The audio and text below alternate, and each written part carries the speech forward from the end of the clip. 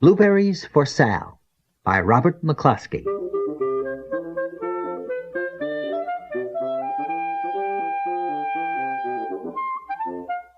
One day, little Sal went with her mother to Blueberry Hill to pick blueberries. Little Sal brought along her small tin pail, and her mother brought her large tin pail to put berries in. "We will take our berries home and can them," said her mother.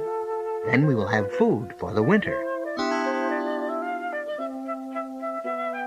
Little Sal picked 3 berries and dropped them in her little tin pail. Ka-plink, ka-plank, ka-plunk. She picked 3 more berries and ate them. Then she picked more berries and dropped 1 in the pail, ka-plunk, and the rest she ate. Then little Sal ate all 4 blueberries out of her pail. Her mother walked slowly through the bushes, picking blueberries as she went and putting them in her pail. Little Sal struggled along behind, picking blueberries and eating every single one. Little Sal hurried ahead and dropped the blueberry in her mother's pail. It didn't sound ka-plink, because the bottom of the pail was already covered with berries. She reached down inside to get her berry back. Though she really didn't mean to, she pulled out a large handful because there were so many blueberries right up close to the one she had put in. Her mother stopped picking and said, "Now, Sal, you run along and pick your own berries. Mother wants to take her berries home and can them for next winter."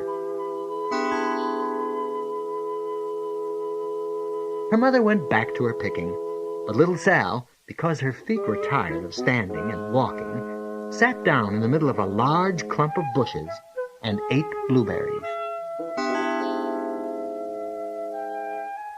On the other side of Blueberry Hill, Little Bear came with his mother to eat blueberries.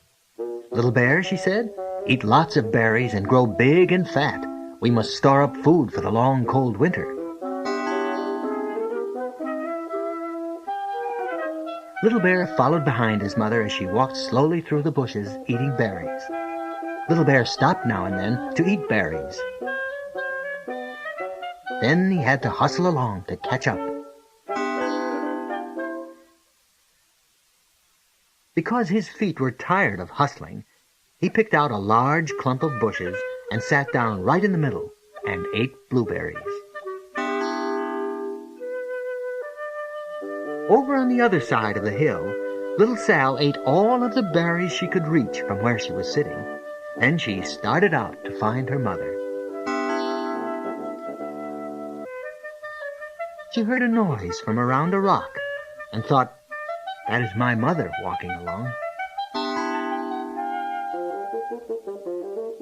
But it was a mother crow and her children, and they stopped eating berries and flew away, saying, "Caw, caw, caw."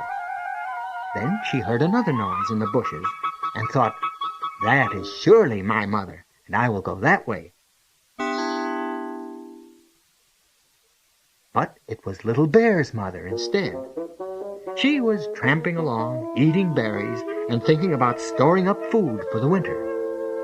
Little Sal tramped right along behind.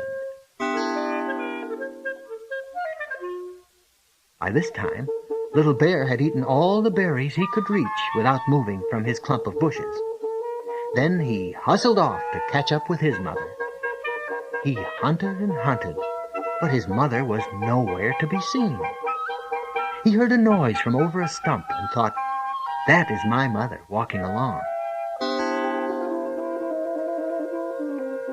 But it was a mother partridge and her children. They stopped eating berries and hurried away. Then he heard a noise in the bushes and thought, "That is surely my mother. I will hustle that way." But it was little Sal's mother instead. She was walking along, picking berries and thinking about canning them for next winter. Little Bear hustled right along behind. Little Bear and Little Sal's mother, and Little Sal and Little Bear's mother were all mixed up with each other among the blueberries on Blueberry Hill. Little Bear's mother heard Sal walking along behind and thought it was Little Bear. And she said, "Little Bear, eat all you can possibly hold." Little Sal said nothing. She picked 3 berries and dropped them, ka-plink, ka-plank, ka-plunk, in her small tin pail. Little Bear's mother turned around to see what on earth could make a noise like ka-plunk. She cried, choking on a mouthful of berries. "This is not my child. Where is Little Bear?" She took one good look and backed away. She was old enough to be shy of people, even a very small person like Little Sal. Then she turned around and walked off very fast to hunt for Little Bear. Little Sal's mother heard Little Bear tramping along behind and thought it was Little Sal. She kept right on picking and thinking about canning blueberries for next winter. Little Bear padded up and peeked into her pail. Of course, he only wanted to taste a few of what was inside, but there were so many, and they were so close together, that he tasted a tremendous mouthful by mistake. "Now, Sal," said Little Sal's mother without turning around, "you run along and pick your own berries. Mother wants to can these for next winter." Little Bear tasted another tremendous mouthful and almost spilled the entire pail of blueberries. Little Sal's mother turned around and gasped, "My goodness, you're not Little Sal. Where is my child?" Little Bear just sat munching and swallowing and licking his lips. Little Sal's mother slowly backed away. She was old enough to be shy of bears, even very small bears like Little Bear. Then she turned and walked away quickly to look for Little Sal. She hadn't gone very far before she heard a ka-plink, ka-plank, ka-plunk. She knew just what made that kind of a noise. Little Bear's mother had not hunted very long before she heard a hustling sound that stopped now and then to munch and swallow. She knew just what made that kind of a noise.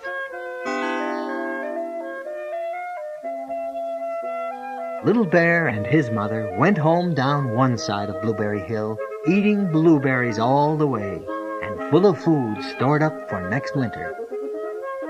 And Little Sal and her mother went down the other side of Blueberry Hill, picking berries all the way, and drove home with food to can for next winter.